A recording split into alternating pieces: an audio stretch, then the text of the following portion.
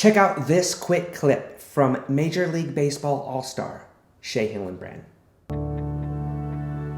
And at 41 years old, after everything I had success, everything I've done, I had an instant. See, what happens with a breakthrough in time? A breakthrough happens, it's a moment in time. People say it takes 10 years, 5 years. It's just a moment of time, an instant moment of realization, right? Yeah, decision. That I saw this, I was like, oh my gosh, because the first part of the story is the call. What happened in your life where it goes, where everything's going good, all of a sudden it goes bad. And it takes me back to where I'm 14 years old, and I'm sitting on my bed, and my dad walked into my room.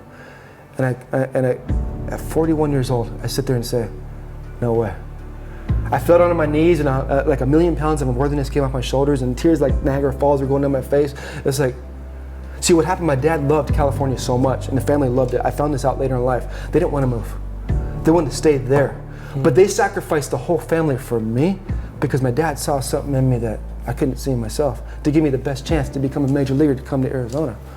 And so I was the like, story you were telling yourself was completely wrong from what really happened. And the story these kids tell themselves, and the story a lot of people tell themselves, isn't true. But if you say it so much and over and over and over, just like with you, what you do, what you master with basketball, myself with baseball, it just becomes repetition. It becomes a habit. And when something becomes a habit, your mind turns it over to your body, because your body actually knows it more than your mind. So once you say it enough, you don't even think about it, because it's in your subconscious level, and it creates your belief system. So whenever I go to church or whatever, do these things, I'm not good enough. I'm not lovable. Yeah. No one loves me. Yeah.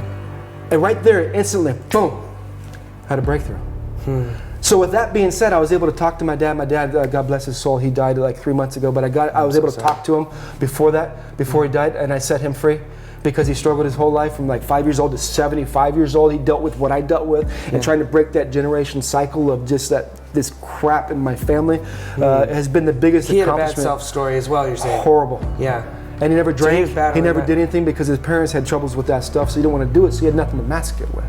He didn't have baseball. I had baseball to mask it with.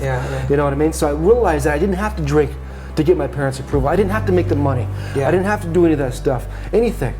They loved me unconditionally.